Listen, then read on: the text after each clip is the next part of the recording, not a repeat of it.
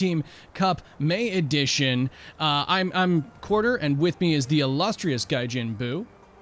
Illustrious, that's an awful lot there, but thank you very much. Hey, much obliged, much obliged. And we have a special game for you today. Of course, it is J-Doragon versus J-Doragon. I have it on good authority that they will be within their match shortly.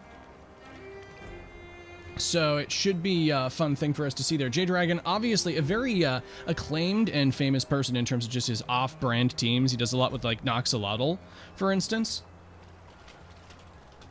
I would say he probably does the most with Noxolotl. He's like the Noxolotl king.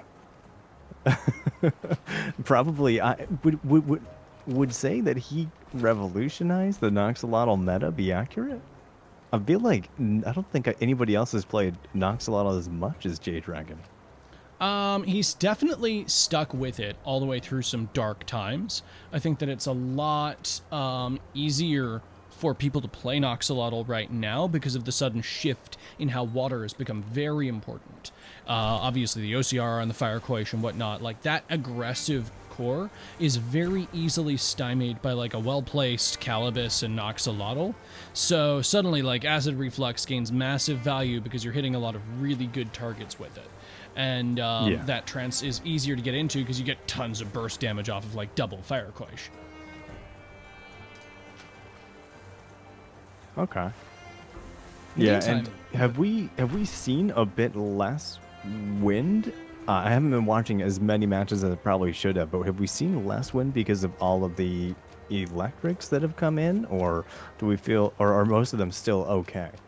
We've seen some wind. It's been the kind of thing where we've had some show up there. It's usually like a couple key wins to do things. Stamina has actually been the biggest detriment to a lot of wins. Grandpa's obviously hurting a lot. Tuvine is not in a good position from that either, just because it's also not got any very good prio. But at the same time... Has Valoran fallen down a bit? Or? A bit, but in the meantime, we are actually in our match.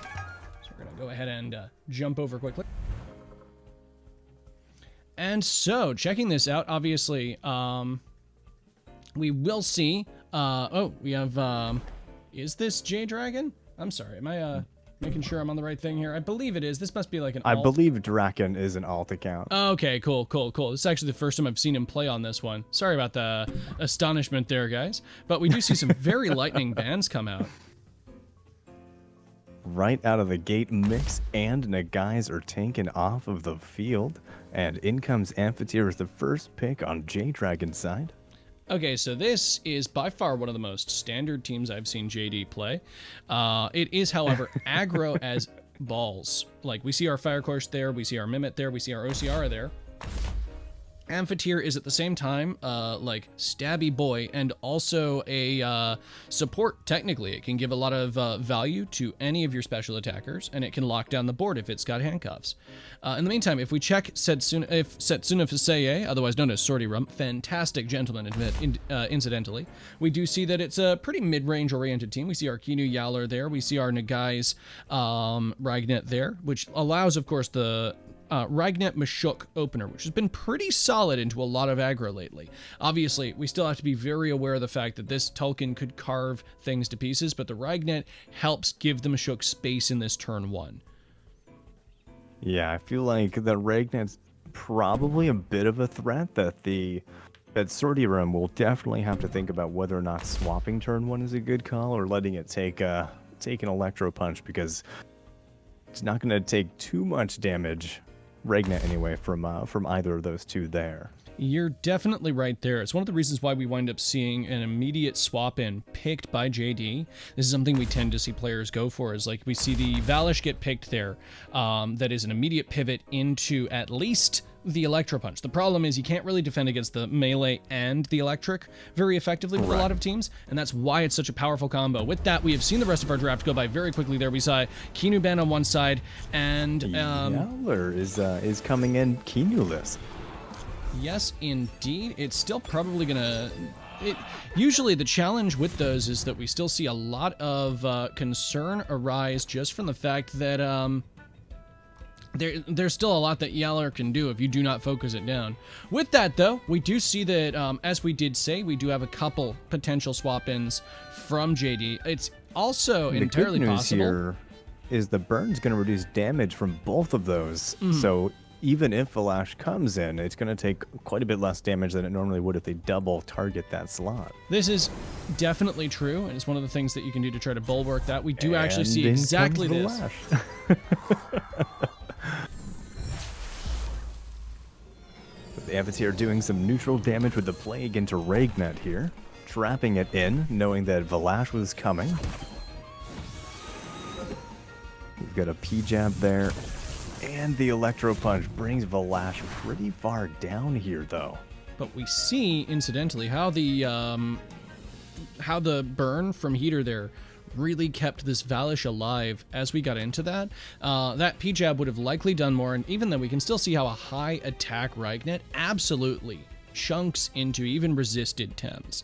Now, the upside here is that balanced the Valish right here will still be able to smash back with a very hard Crystal Spikes. The problem is you have to then target in a Thunderstrike onto the same slot to stop the Tulkun from being able to immediately hop in there on Sortirum side. Like, that's the immediate swap in. But what about this Nidrasil, which doesn't feel particularly threatened by either Valish or Amphitheater and really loves chewing into Amphitheater, which if JD gets a spare moment, we do see that is a handcuffs Amphitheater. Oh, never mind. The Regnet is trapped. I'm sorry, I'm down. I was gonna say, are we talking about Mashuk leaving the field? Because I don't think that's happening. And with that, we do see that it is a confirmed physical Valish as well with that Crystal Bite, absolutely slaying the Regnet thanks to the Plague that we saw earlier. Man, almost missed a beat there. Oh, taking the Valash off the field with the uppercut, though. They did swap on that turn there. And I would wager you're probably right on... I think Nidrasil might come in on the other side there. Or yeah, definitely Nidrasil, because it doesn't really want to bring in Tulkun just because of the electric. Yeah, I feel like you want to double into this Amphitheater and make sure that it's dealt with before you can really flex your own Tulkun. My problem with that is, well, JD also has a Tulkun, and if it's a Nidrasil Mashuk board without anything else in there, then it's free real estate for JD's Tulkun, as we can see it hop in right now. And in comes the Nidrasil up against a Tulkun. And while there's no fire move online, the wind is still definitely going to hurt. Neither of those Tems are in a particularly good spot up against J-Dragon's team here. Yeah, it's, okay, this I think you just have to accept. As Sortirum, he's kind of in a position where he wants this Amphitheater off the board. Honestly, this Amphitheater with its low stamina isn't likely to do things this turn, so the challenge is you can't risk the overexertion. A Thunderstrike from there would totally be worth it if that landed on the Tulkun, so it's not like you could bring that in. But in the meantime, you're still stuck with two Toxics that don't want to take a Wind Burst to the face. Fortunately, this Tulkun does not have hold. We will not see the Tornado this turn.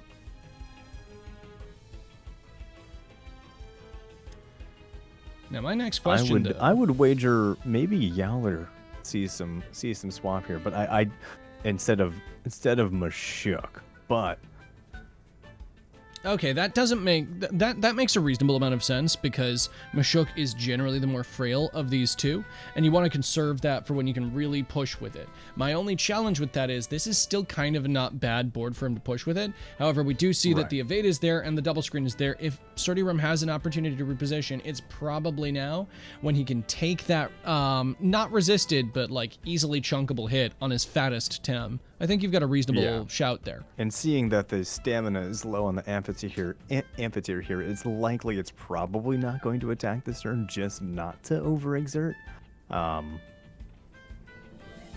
So it's possible it could only take one hit. So we do...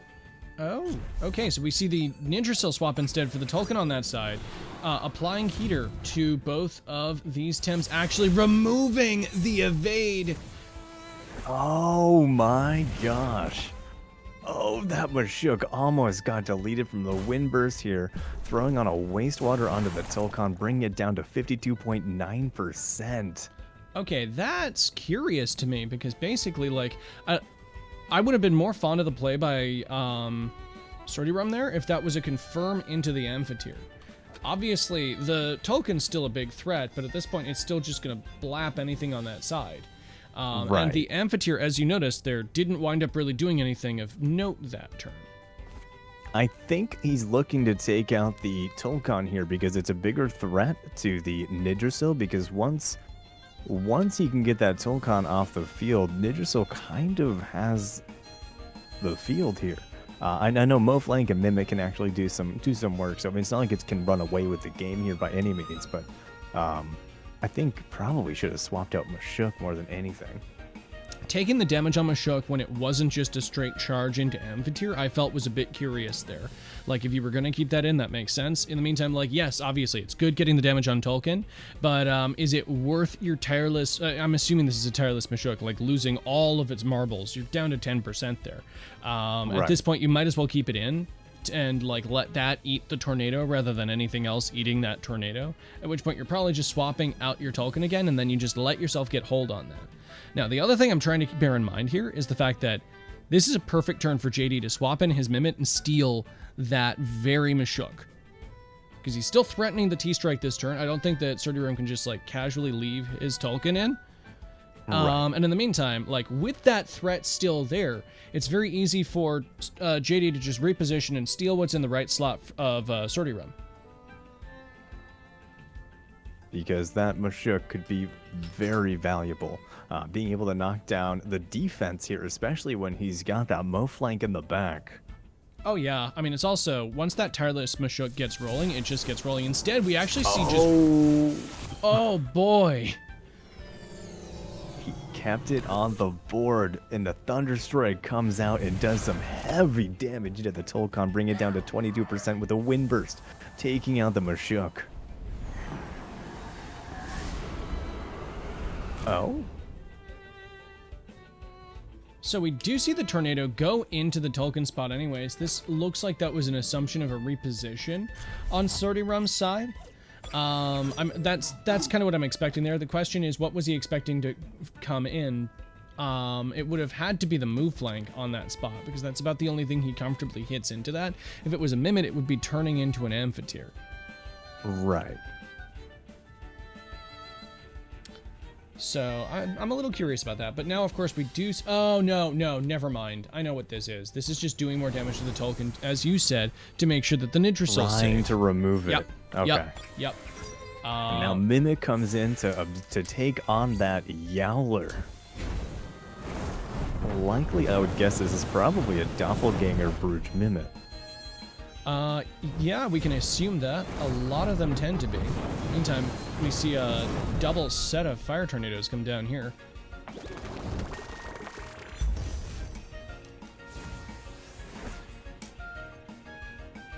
This followed by... Oh, sorry, you go ahead. Yowler's in a Mimit Yowler's in a bit of a tough spot here. I think it would survive. Although it's probably faster, actually, than the other Yowler. Because usually they are faster, right? Yeah, they do tend to be. You tend to want to run speed on your Mimit. Like, the most versatile spread is like a HP speed and then some stamina investment to your most expensive boy, so you can double it better. But, yeah, with that, I think the real issue is that JD can afford to let his Mimit just, like, charge into this. With all of the awkward damage that he's had to Savage? take... Oh, there we go. Oh, Tornado's going first, but I don't think it's going to take out that Mimit. It does not. It leaves it some space here with overexerting to death. And Mimic comes out with the Savage Suplex with the Doppelganger Brute and slams that Yowler into the ground. Yep, and still at such a low percentage, we really just see this Nidrasil against the world, and sadly all of that focus into the Tulkon was kind of for naught this draft. Losing the Ragnet really put him at a disadvantage as JD runs away with that first game. GG, guys. Taking out that Ragnet and leaving and being able to survive with that that Tulkon definitely put Sortie Rum in a really bad spot there. Yeah, no, certainly. I feel like that all kind of started to fall away once that Ragnet went down because there was nothing else to deal with the Tolkien effectively. It makes sense as to why he was like targeting it so directly because like he had so many toxics in the back. It just felt so rough because it meant that you had to ignore so many other threats on Sortie Rum's side. Right. So with this, we are immediately into our game 2. Was just typing out Setsuna Faseye. It's a bit of a mighty task. Dragon's easier. It is. So, Sortie Rum will be inviting this time, so we do see the blue side come up there. So this does mean that this time we do see the first picks come out from Sortie Rum. He's going to have a bit of a nicer draft from this. We see the mix get banned again. It is the same exact pick and ban again. Definitely makes sense him not wanting to deal with the mix, given his, I think once again that's to keep the Ragnet safe, but it makes me wonder whether this is like an aerobic Valorant or something crazy like that, because outside of that, like, what about this mix is really scaring this team? There's spread on this team, there's fire on this team, there's special attacks on this team, so like, why was that the first ban there? But we do immediately see this escalate very quickly, as we see the Kinu band again and the Firekosh band again, the same bands that we saw last time. So it's going to be basically a mirror match here, at least so far. We can definitely expect the Valash to be picked next here. We can assume that, unless JD wants to mix that up again, but we do see just the Mimit and the Valash get picked up there. We see the Valorant get picked instead of the Tolkien this time. That's a shake-up. My question is that going to do much to actually change things? Now, if that's an anaerobic Valorant, it might stand a chance against this Amphitheater a bit more comfortably. My next question, though, is he going to fall for the same trap that he fell for last time and lose his Ragnet early to a Plague and a Handcuffs? Because we definitely saw how much that did to Sortie Rum last time when he was trying to punish the Valash swap. I think what we need here, well, actually, without the Tolkien on his side, he definitely is going to have to do something to take that Valash out. I don't know if J-Doragon is going to make, it looks like J-Doragon might make the same exact play. He is. Okay, yeah, no, we see balanced swap in there, and, yep, it goes straight trapped back in. again here. And he's going for the wastewater on the Amphitheater this time, so it is definitely different. He's spreading the damage here, which, man, I still, 68%. It'd take it down, what, 32% here. Okay, I like this because he's getting his Mashuk online faster and he's killing the Amphitheater, which frees up his own wind. Obviously, the wind is, it's a weird one into Tolkien, and it's definitely not as good into Valash, which is awkward. One of the upsides of Tolkien is the fact that as a defensive, as a wind fire, it's better defensively as swap-ins for things like this. Yes, you just accept that your Ragnet goes down here. Its job was just to scare away Tolkien for a turn so your Mashuk can exist. But you just accept that. And this time, because he didn't just target directly into the Valash, and he knows it's a physical Valash, that is the difference this game. He targeted it last time because if that was a special Valash and it madness buffed, that would just be game right there. He doesn't have anything else to deal with that. I wonder if this, so this Mashuk is it a tireless? Did we confirm that last match? We didn't, but I'm assuming it is, because if you spam wastewater on a Mashuk, it tends to be a tireless Mashuk. Oh. Going in for the Bright Beam here, getting the evade off. Lampadina goes down to the Crystal Bite this turn, and Mashuk is going to waste water and take up the stamina. Probably not expecting the Bright Beam there, or forgetting, possibly. Or just trying to get rid of it in general, the evade. Yeah, I think at that point, like, even if you know it's coming, you just gotta throw into it anyways. If you are tireless, then you don't mind losing the stamina, because that's kind of what you need to do. This is interesting. If it is actually a tireless Shook, this is an awkward stamina distribution. Usually you see them try to OX after one. We do see the Mimit immediately hop out, stealing that Yowler, though. Mimit does love Yowler. And going for the base jump into the Yowler, doing some pretty hefty damage, 30% here. Okay, with that, we actually have confirmed that it is a parrier Mashuk, which makes sense given those stamina drops that we did see there. It's fun that I can now just assume that they aren't. And the show-off does go down there on the Yowler, which, thanks to that Mashuk being there, does give it some Vigorize to boot. My question is that going to help against Yowler, but better on the other side there with its Doppelganger Brooch and its higher speed threatening to remove its entire HP pool? Right, especially with that physical Valash sitting on the opposite side of the field here too, and without any damage done into it so far, really, it's not really threatened by Mashuk because there's no P-jab done, so his defense isn't down here. Additionally, because this is not a tireless Mashuk, we don't have to worry about its constant momentum in the same way. So we do see it swap out for the Nindrasil, probably trying to get up a narco hit on this opposing Yowler that has suddenly appeared, but that's not going to stop the resistance badge base jump and the suplex destroying back again. Yeah, that definitely needed. I mean, not that you really want anything else to come in and take that hit, but that Yowler just... If you wanted it to do any damage at all, it needed to come off the field. This is a problem there. The challenge with Sortirum this match has been attempting to position. And the problem is JD's just been one step ahead of him with this. JD's team has been so aggressive. I think it's just taking Sortirum off balance. Yeah, I can agree with that. It's been pretty constant in charging into the opponent, and that can be challenging to deal with. Once again, we're noticing how the Mimit has really caught, Sortirum's entire second stage off guard there. I feel like the positioning was a challenge there, right? If that was a Mashuk on right slot, then that wouldn't have been nearly as hard for JD to steal and deal with, right? If he'd stolen the Mashuk instead, sure, maybe he gets a Tenderness, but at the same time, Tenderness at the moment procs comebackers. You just charge into that still. Right. And now that Volrad, even as anaerobic, is not going to do much in the face here. I mean, we might see a Hyperkinetic Strike to take down this Mimit next turn, but that's basically all it's going to do here. No, things are escalating very quickly here. We do see JD conserve his Valash as the Tulkun comes back out again, just ready to greet these Toxics with open arms. The HKS does come slamming down into this Mimit that will take it down.